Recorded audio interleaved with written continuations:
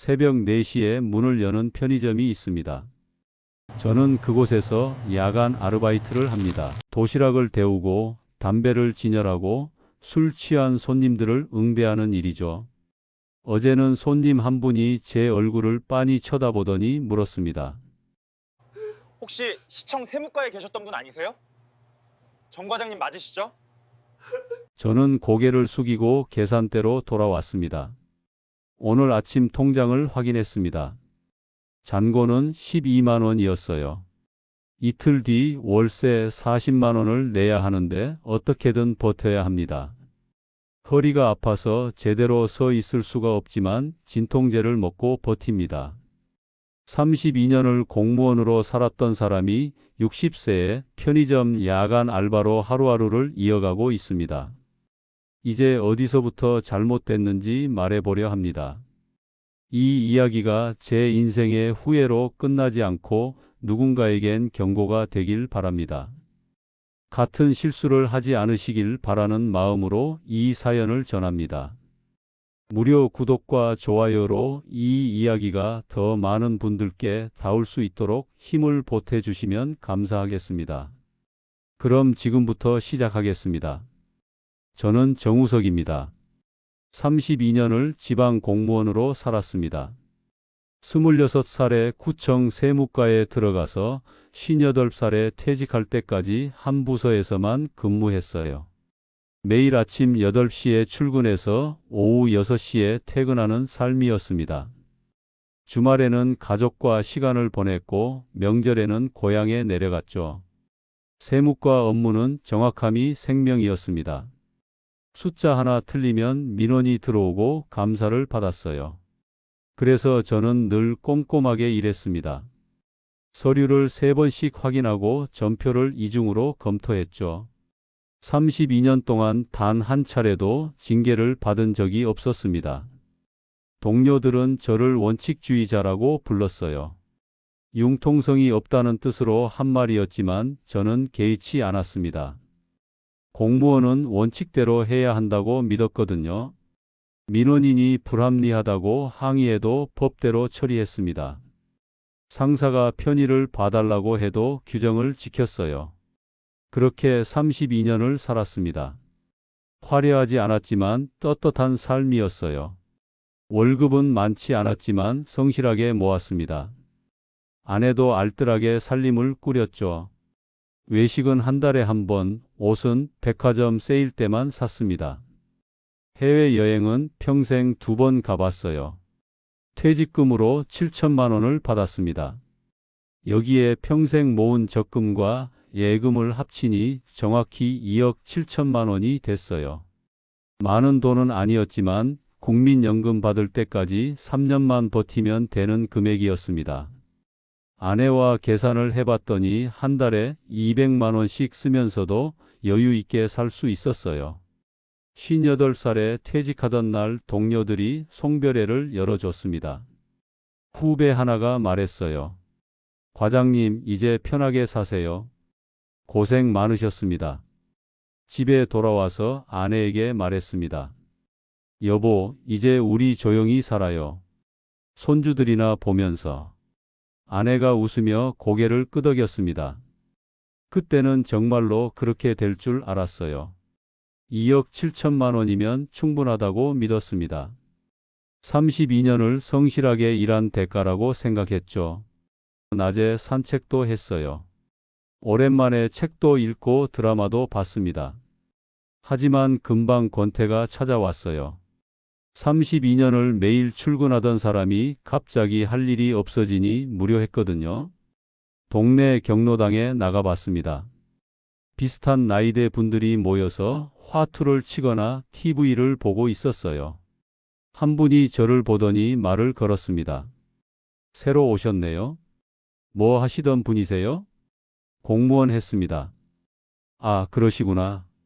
우리 아파트 커뮤니티 모임 있는데 한번 나오세요. 거기 공무원 출신 분들 많아요. 며칠 뒤 아파트 단지 내 카페에 갔습니다. 60 전후 남자들이 6명쯤 모여 있었어요. 다들 노트북이나 태블릿을 들여다보고 있었습니다. 자리에 앉았는데 분위기가 묘했어요. 됐다. 5% 올랐어. 한 분이 소리쳤습니다. 옆 사람이 핸드폰 화면을 보여줬어요. 암호화폐 거래 앱이었습니다. 아, 코인 하시는구나. 여기 오시는 분들 거의 다 해요. 정 선생님은 안 하세요? 저는 해본 적이 없어서요. 요즘 안 하는 사람이 어디 있어요? 은행 이자로 어떻게 살아요? 그날 카페에서 2시간을 있었습니다. 사람들은 자기가 어떤 코인으로 얼마 벌었는지 끊임없이 이야기했어요. 한 분은 5천만 원으로 시작해서 지금 7천만 원이 됐다고 자랑했습니다. 집에 돌아오는 길 마음이 복잡했습니다. 다들 돈을 버는데 나만 뒤처지는 건가? 하지만 동시에 불안감도 들었어요. 코인이라는 게 위험하다는 뉴스를 본 적이 있었거든요. 그날 밤 검색을 시작했습니다. 암호화폐, 비트코인, 블록체인 기술.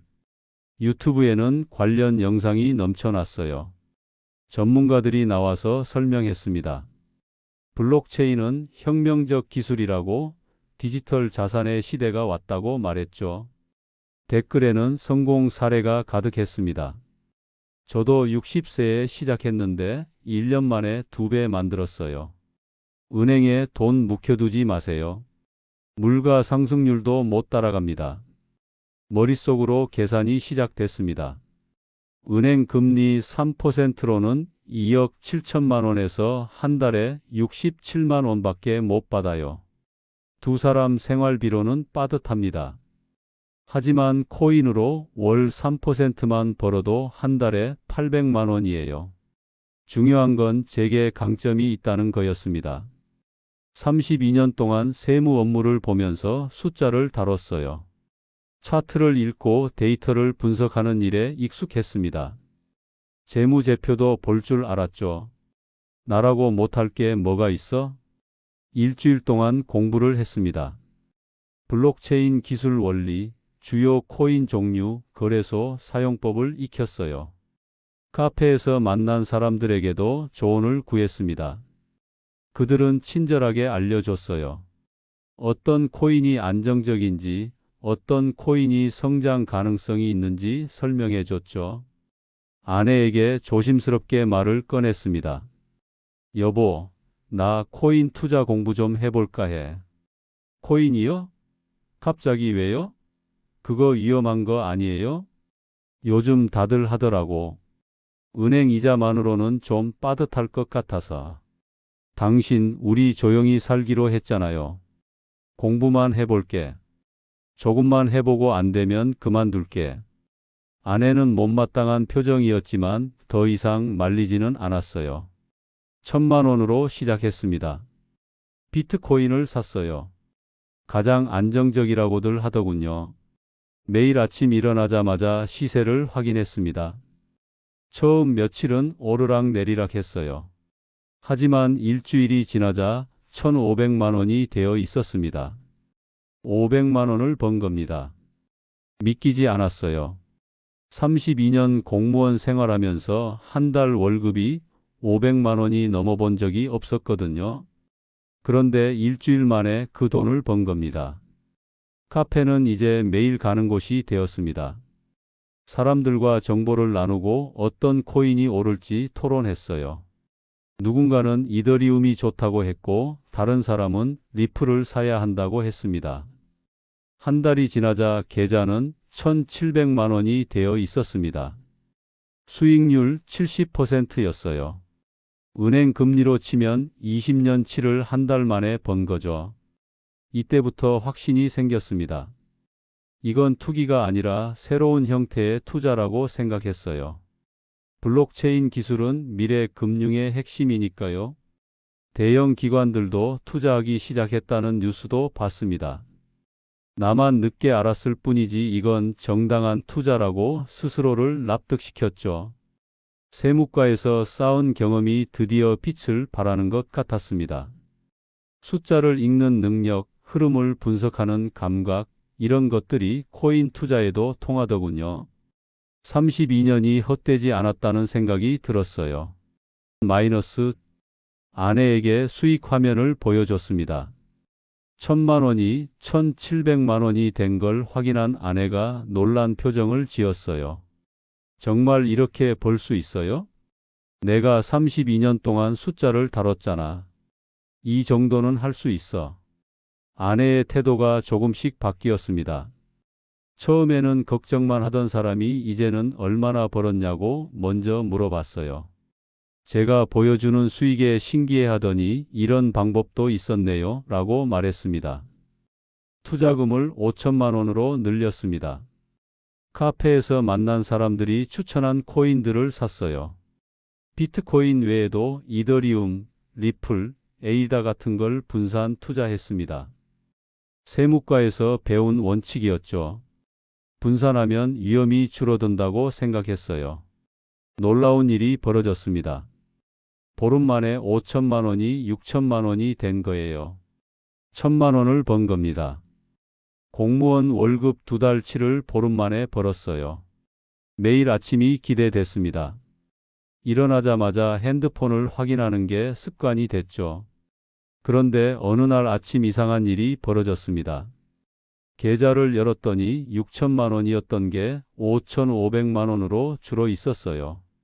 하룻밤 사이에 500만 원이 증발한 겁니다.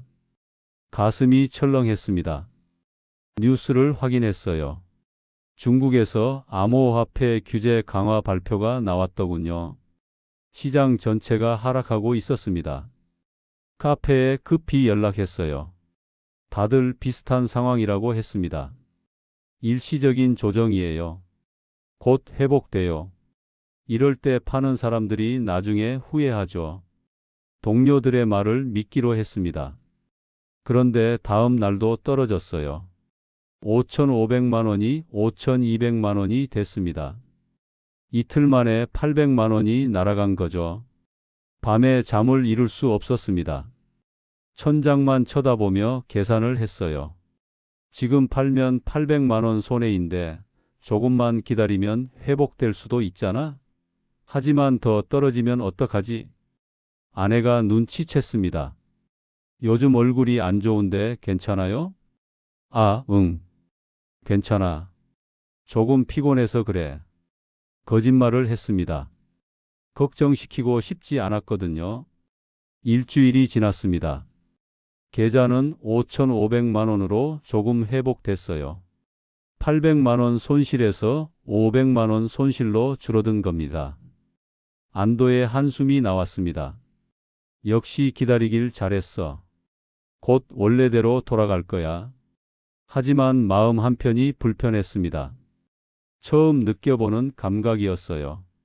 32년 공무원 생활하면서 월급이 줄어든 적은 없었거든요. 매달 정확히 통장에 입금됐고 연금도 꼬박꼬박 쌓였습니다. 그런데 하룻밤 사이에 500만 원이 사라진다는 게 낯설었어요. 유튜브를 뒤지기 시작했습니다. 전문가들의 분석 영상을 찾아봤어요. 어떤 사람은 지금이 바닥이니 더 살 기회라고 했고 다른 사람은 아직 더 떨어질 수 있다고 했습니다. 누구 말을 믿어야 할지 알 수 없었어요. 카페에서 만난 한 분이 조언했습니다. 정 선생님, 코인은 원래 변동성이 큰 거예요. 이 정도는 아무것도 아니에요. 작년에는 하루에 20%씩 떨어진 적도 있었어요. 그래도 회복됐습니까? 물론이죠. 한 달 뒤에는 오히려 더 올랐어요. 버티는 사람이 이기는 겁니다. 그 말이 위안이 됐습니다. 버티면 된다. 32년을 꾸준히 버텨온 사람이 나잖아. 이 정도는 문제 없어. 하지만 잠자리에 들 때마다 불안감이 엄습했습니다. 혹시 내일 또 떨어지면 어떡하지? 500만 원이 1,000만 원이 되면? 2천만 원이 되면? 아침에 일어나는 게 두려워지기 시작했어요. 핸드폰을 켜기 전에 심호흡을 해야 했습니다. 오늘은 얼마나 됐을까? 올랐을까? 떨어졌을까? 식사 중에도 핸드폰을 확인했습니다. 아내가 말을 걸어도 제대로 대답하지 못할 때가 많았어요. 머릿속은 온통 코인 시세 생각뿐이었거든요. 여보, 밥 먹으면서 핸드폰 좀 그만 봐요. 아, 미안. 잠깐만. 계좌는 천천히 회복됐습니다. 한 달이 지나자 5,800만 원이 됐어요. 여전히 200만 원 손실이었지만 최악은 벗어난 것 같았습니다. 그때 결정을 내렸습니다. 지금이 기회라고 생각한 거예요. 많이 떨어졌으니까 지금 더 사면 평균 단가가 낮아진다.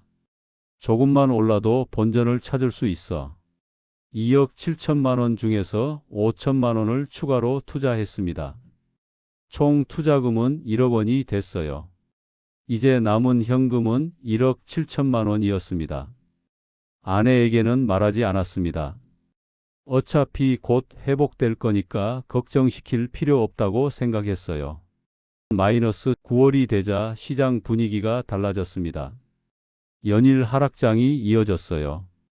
1억 원이었던 계좌가 9천만 원으로 다시 8,500만 원으로 줄어들었습니다. 한 달 만에 1,500만 원이 날아간 거죠. 매일 아침이 악몽이었습니다. 눈을 뜨면 가슴부터 두근거렸어요.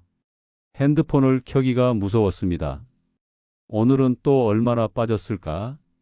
카페에 가도 분위기가 무거웠습니다.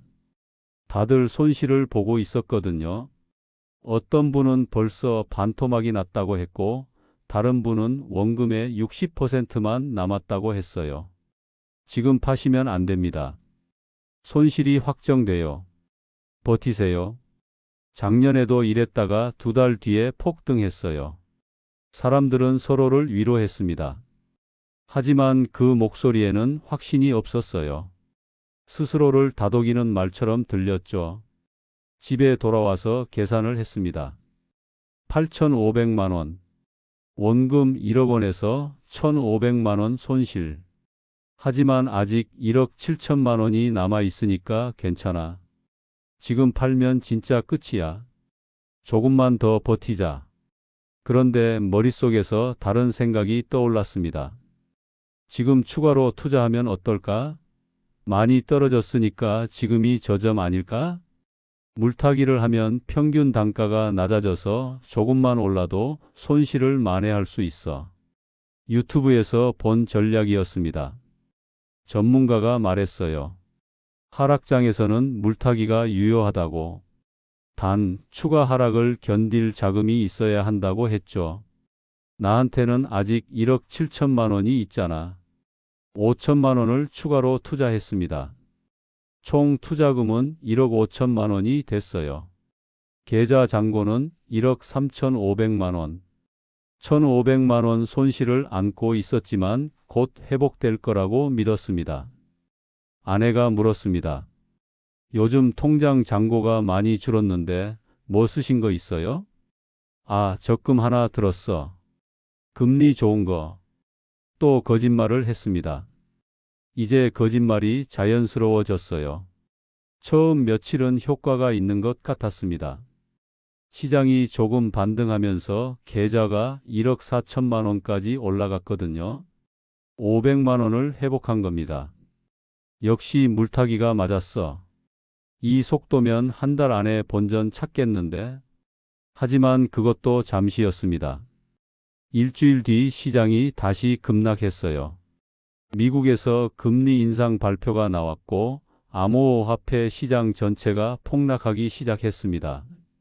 하루에 3%씩 5%씩 떨어지는 날이 계속됐어요. 1억 4천만 원이 1억 2천만 원으로 다시 1억 원으로 무너졌습니다. 보름 만에 4천만 원이 증발한 거죠. 패닉 상태였습니다. 핸드폰을 들고 있는 손이 떨렸어요. 화면이 온통 빨간색이었습니다. 마이너스 표시가 눈에 아롱거렸죠. 이때 치명적인 실수를 했습니다. 레버리지 거래라는 걸 알게 된 거예요. 카페에서 한 분이 말했습니다. 저는 레버리지로 손실 다 만회했어요. 10배 레버리지 걸면 적은 돈으로도 큰 수익 낼 수 있어요. 레버리지가 뭡니까? 쉽게 말하면 빌려서 투자하는 거예요. 1,000만 원으로 1억 원어치를 살 수 있죠. 물론 위험하긴 한데 방향만 맞으면 엄청 벌어요. 집에 와서 검색했습니다. 레버리지는 증거금만 넣으면 그 몇 배의 금액을 투자할 수 있는 거래 방식이었어요. 10배 레버리지면 1,000만 원으로 1억 원을 투자하는 겁니다. 수익도 10배지만 손실도 10배죠. 위험하다는 걸 알았습니다. 하지만 지금 상황에서는 이것밖에 없다고 생각했어요. 보통 투자로는 5천만 원 손실을 만회하는데 너무 오래 걸립니다. 레버리지로 한 번에 만회하자. 2천만 원으로 5배 레버리지를 걸었습니다. 1억 원어치를 산 거예요. 비트코인이 오를 거라고 확신했습니다. 차트를 분석했거든요. 이 정도면 바닥이니까 이제 반등할 때가 됐어. 처음 이틀은 좋았습니다. 시세가 조금 올라서 2천만 원이 2,300만 원이 됐어요. 300만 원을 번 겁니다. 이거다 싶었죠. 이 속도면 일주일 안에 손실을 다 메울 수 있어. 하지만 사흘째 되는 날 급락했습니다. 레버리지는 변동성이 5배로 증폭되는 거였어요. 시세가 5% 떨어지면 제 계좌는 25%가 날아가는 겁니다. 2,300만 원이 하루 만에 1,500만 원으로 줄어들었어요. 800만 원이 증발했습니다. 머리가 하얘졌죠. 손절을 해야 하나 고민했습니다. 하지만 지금 팔면 800만 원 손실이 확정돼요. 내일 오를 수도 있잖아. 조금만 더 버티자. 다음 날도 떨어졌습니다. 1,500만 원이 1,000만 원이 됐어요. 이제 원금의 절반밖에 안 남은 겁니다. 완전히 무너졌습니다. 화장실에 들어가서 소리 없이 울었어요. 거울에 비친 제 모습은 형편없었습니다. 한 달 만에 체중이 5kg 빠졌고 머리는 반쯤 새어 있었어요. 결국 청산됐습니다. 시세가 더 떨어지면서 강제 청산이 실행된 거예요. 2천만 원이 완전히 사라졌습니다. 그날 밤 술을 한 병 비웠습니다. 아내 몰래 편의점에서 소주를 사서 공원 벤치에 앉아 마셨어요. 취기가 오르자 눈물이 났습니다. 32년을 모은 돈이 이렇게 사라지다니. 계좌를 확인했습니다. 레버리지로 날린 2천만 원, 일반 투자로 손실 본 5천만 원, 총 7천만 원이 증발했어요. 퇴직금 전부가 날아간 셈이었습니다. 이제 남은 돈은 1억 원이었습니다. 원금 2억 7천만 원에서 1억 7천만 원이 사라진 거죠. 아내에게 더 이상 숨길 수 없었습니다. 생활비를 달라고 하는 아내에게 통장을 보여줬어요. 아내의 얼굴이 하얗게 질렸습니다. 이게 뭐예요? 돈이 왜 이렇게 없어요? 미안해. 코인 투자가 잘 안 됐어. 얼마나 손해봤는데요? 7천만 원쯤. 아내가 주저앉았습니다. 소리 내어 울지는 않았지만 눈물이 볼을 타고 주르륵 흘러내렸어요. 그 침묵이 더 무서웠습니다. 10월 중순이었습니다. 시장에 대형 악재가 터졌어요. 유명 암호화폐 거래소가 파산 신청을 한 겁니다. 전 세계 시장이 패닉에 빠졌죠. 하루 만에 비트코인이 20% 폭락했습니다. 제 계좌도 직격탄을 맞았어요. 1억 원이었던 게 8천만 원으로 떨어졌습니다. 하룻밤 사이에 2천만 원이 증발한 겁니다. 다음 날도 떨어졌습니다. 8천만 원이 7천만 원이 됐어요. 그 다음 날도 마찬가지였습니다. 7천만 원이 6,500만 원으로 줄어들었죠. 일주일 만에 3,500만 원이 날아갔습니다. 이제 원금 2억 7천만 원 중에서 6,500만 원만 남은 거예요. 퇴직 후 넉 달 만에 2억 500만 원을 잃은 겁니다. 밥맛이 없었습니다. 먹어도 체한 것처럼 소화가 안 됐어요. 밤에는 잠을 잘 수 없었습니다. 누우면 천장만 보이고 머릿속으로 숫자만 돌아갔죠. 2억 7천, 6,500, 2억 500. 아내는 더 이상 말도 걸지 않았습니다. 같은 집에 살지만 남처럼 지냈어요.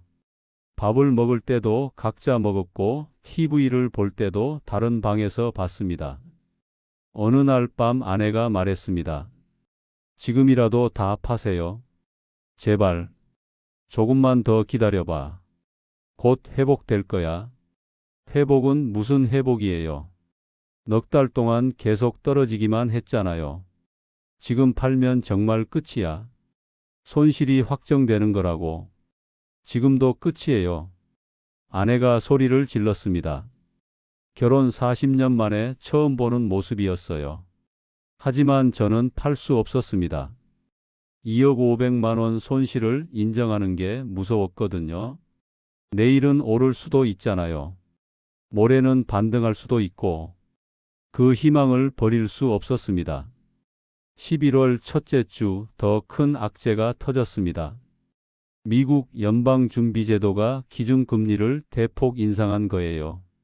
위험 자산에서 자금이 빠져나가기 시작했습니다. 암호화폐 시장은 연쇄 폭락했어요. 하루에 10%씩 떨어지는 날이 계속됐습니다. 6,500만 원이 5천만 원으로 다시 4천만 원으로 무너졌죠. 이때 정신을 놓았던 것 같습니다. 손실을 만회해야 한다는 강박에 사로잡혀서 미친 선택을 했어요. 은행에 갔습니다. 신용대출을 받으러 간 거예요. 얼마나 필요하십니까? 5천만 원 빌릴 수 있을까요? 신용 등급을 확인해 보겠습니다. 32년 공무원 경력 덕분에 신용 등급이 좋았습니다. 대출이 승인됐어요. 금리는 연 6%, 한 달 이자가 25만 원이었습니다. 5천만 원을 받아서 전부 코인에 넣었습니다.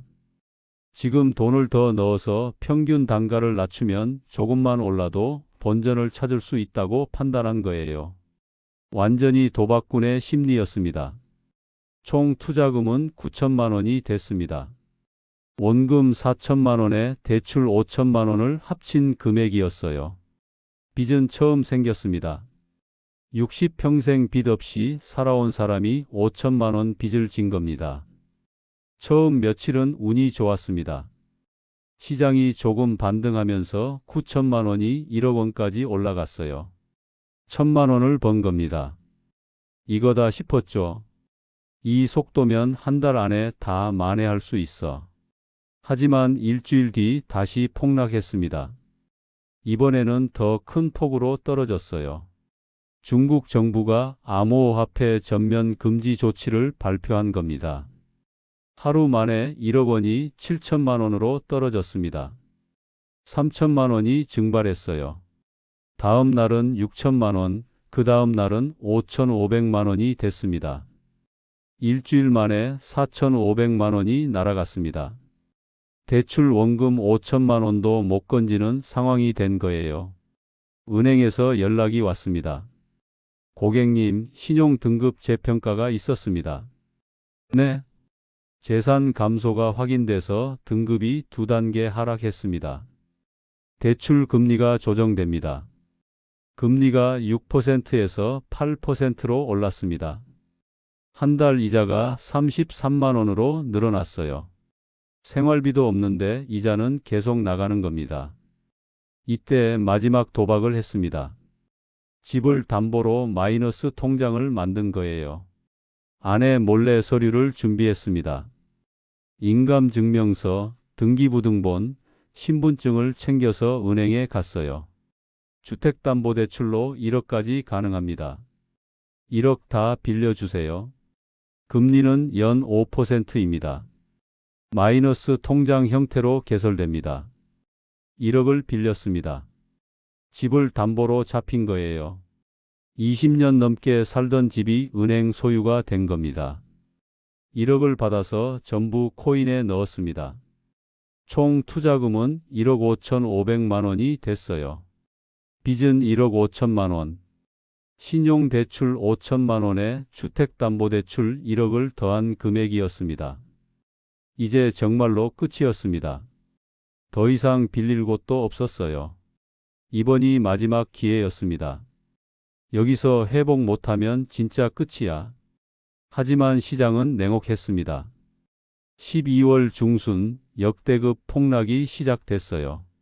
주요 코인들이 하루에 20%씩 떨어졌습니다. 공포가 시장을 지배했죠. 1억 5,500만 원이 1억 2천만 원으로 다시 9천만 원으로 무너졌습니다. 사흘 만에 6,500만 원이 증발한 거예요. 더 이상 버틸 수 없었습니다. 주택담보대출 약관에는 담보가치 하락 시 추가 담보를 요구할 수 있다고 적혀 있었어요. 은행에서 연락이 올 게 뻔했습니다. 주식을 팔기 시작했습니다. 5천만 원어치를 급매로 내놨어요. 손실을 확정하는 거였지만 어쩔 수 없었죠. 어느 날 저녁 아내가 통장을 들고 나타났습니다. 이게 뭐예요? 등기부등본을 출력한 종이였어요. 집에 근저당이 설정된 게 찍혀 있었습니다. 집까지 담보로 잡았어요? 미쳤어요? 아내가 울부짖었습니다. 잠깐만 설명할게. 설명은 무슨 설명이에요? 우리 집까지 날리려고 작정했어요? 그날 밤 아들과 딸이 급히 집으로 왔습니다. 아내가 연락한 거예요. 세 사람이 제 앞에 앉았습니다. 아버지, 도대체 얼마 잃으신 거예요? 아들이 차갑게 물었습니다. 그게, 솔직히 말씀하세요. 빚은 얼마예요? 더 이상 숨길 수 없었습니다. 2억 7천만 원이 4천만 원 남았어. 빚은 1억 5천만 원이고, 딸이 울음을 터뜨렸습니다. 아들은 벽을 주먹으로 쳤어요. 평생 모은 돈을 다 날리셨네요. 그것도 모자라서 빚까지. 미안하다. 정말 미안해. 미안하다고 해결돼요? 이제 어떻게 할 건데요? 대답할 수 없었습니다. 아내가 말했습니다. 저는 못 살겠어요. 이혼할게요. 40년을 함께 산 사람이 저를 떠나겠다고 선언했습니다. 제발 한 번만 더 기회를. 기회는 무슨 기회예요? 당신한테 남은 게 뭐가 있어요? 아무 말도 할 수 없었습니다. 아내 말이 맞았으니까요. 이듬해 2월 코인을 전부 팔았습니다. 더 이상 버틸 수 없었거든요. 4천만 원이 손에 들어왔지만 빚 1억 5천만 원을 갚기에는 터무니없이 부족했어요. 집을 팔기로 결정했습니다. 주택담보대출을 갚으려면 어쩔 수 없었죠. 25년 넘게 살던 집을 급매로 내놓았어요. 시세보다 6천만 원 싸게 팔렸지만 선택의 여지가 없었습니다. 집을 팔아서 1억을 갚았습니다. 남은 신용대출 5천만 원은 어떻게든 갚아야 했어요. 4천만 원을 먼저 갚고 나니 1천만 원 빚이 남았습니다. 2억 7천만 원이 1천만 원 빚으로 바뀐 겁니다. 평생 모은 재산이 마이너스가 된 거죠. 월세 고시원에 들어갔습니다. 4평짜리 방이었어요. 창문도 제대로 없는 곳이었습니다. 월세로 45만 원이 나갔죠. 아내는 집을 나갔습니다. 친정으로 돌아간다고 했어요. 이혼 서류를 보내겠다고 말했습니다. 만류했지만 소용없었어요. 아내의 마음은 이미 떠난 상태였습니다. 석 달 뒤 법원에서 이혼 서류가 왔습니다. 도장을 찍으면서 눈물이 났어요. 40년 부부가 이렇게 끝나는 겁니다. 일자리를 구해야 했습니다. 60세의 나이에 다시 취업을 해야 하는 처지가 된 거예요. 하지만 쉽지 않았습니다. 이력서를 넣어도 연락 오는 곳이 없었어요. 2달이 지나서야 겨우 일을 구했습니다. 편의점 야간 알바였어요. 저녁 10시부터 아침 6시까지 시급 9,500원이었습니다. 한 달에 200만 원 정도 벌 수 있었죠. 첫 출근 날 점주가 말했습니다. 나이가 좀 있으신데 괜찮으시겠어요? 괜찮습니다. 열심히 하겠습니다. 32년 공무원 생활을 하던 사람이 편의점 알바를 하게 된 겁니다. 새벽 근무는 힘들었습니다. 도시락을 데우고 담배를 진열하고 술 취한 손님을 응대했어요. 몇 시간만 서 있어도 허리가 끊어질 것 같았습니다. 집에 돌아와서 쓰러지듯 잠들었죠. 오후 4시쯤 일어나서 라면으로 끼니를 때우고 다시 출근했습니다. 매일이 그 반복이었어요. 건강도 나빠졌습니다. 허리 통증이 심해져서 병원에 갔더니 디스크라고 했어요. 치료를 받으라고 했지만 돈이 없었습니다. 약국에서 진통제만 사서 먹고 버텼죠. 친구들에게 연락이 왔습니다. 제 소식을 듣고 걱정한다는 거예요. 하지만 전화를 받을 수 없었습니다. 부끄러웠거든요. 공무원 출신이라고 자부심 갖고 살던 제가 이 꼴이 됐으니까요. 아들과 딸도 연락을 끊었습니다. 명절에도 오지 않았어요. 손주들 얼굴도 볼 수 없었습니다. 가족을 모두 잃은 겁니다. 지금도 편의점에서 일하고 있습니다. 벌써 1년이 됐어요. 여전히 허리는 아프고 몸은 힘들지만 그래도 버티고 있습니다. 제가 저지른 잘못의 대가를 치르는 중이니까요. 가끔 후회가 밀려옵니다. 왜 그랬을까요? 왜 욕심을 부렸을까요? 2억 7천만 원이 적은 돈은 아니었는데 더 많이 벌겠다는 욕심에 눈이 멀어서 모든 걸 잃었습니다. 제가 저지른 가장 큰 실수는 뭐였을까요? 돌이켜보면 여러 가지가 있습니다. 첫째, 처음에 성공이 제 실력이라고 착각한 겁니다. 1,000만 원으로 500만 원을 벌었을 때 그건 운이었어요. 시장이 좋았을 뿐입니다. 하지만 저는 32년 세무 경력이 통한다고 믿어버렸죠. 그 착각이 모든 비극의 시작이었습니다. 둘째, 생활비까지 전부 투자한 겁니다. 투자는 잃어도 되는 돈으로 해야 합니다. 하지만 저는 노후 자금 전부를 코인에 쏟아 부었어요. 현금을 하나도 남기지 않았죠. 이건 투자가 아니라 도박이었습니다. 셋째, 빚을 내서 투자한 겁니다. 손실이 났을 때 만회하려고 신용대출을 받았어요. 주택담보대출까지 받았죠. 이자 내기도 바쁜데 코인으로 그 이상을 벌 수 있다고 착각했습니다. 결국 빚만 늘어났어요. 넷째, 손절을 하지 못한 겁니다. 처음 500만 원 손실이 났을 때 팔았어야 했어요. 하지만 손실을 인정하기 싫어서 계속 버텼습니다. 내일은 오를 거라는 희망에 매달렸죠. 결국 손실은 눈덩이처럼 불어났습니다. 다섯째, 레버리지 같은 고위험 상품에 손 뗀 겁니다. 초보자인 제가 할 게 아니었어요. 하지만 손실을 빨리 만회하고 싶은 마음에 무리한 선택을 했죠.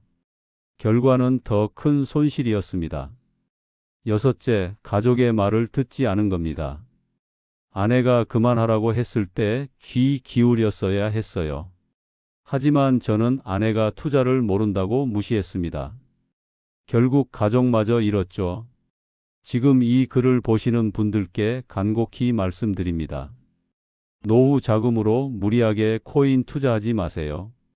특히 은퇴 후에 갑자기 시작하는 건 정말 위험합니다. 젊을 때부터 꾸준히 공부하고 경험을 쌓은 사람도 실패하는 게 암호화폐예요. 하물며 60 넘어서 처음 시작하면 어떻게 되겠습니까? 꼭 투자를 하고 싶다면 잃어도 되는 돈으로만 하세요. 전 재산의 10%를 넘기면 안 됩니다. 나머지는 안전한 예금이나 국채에 넣어두세요.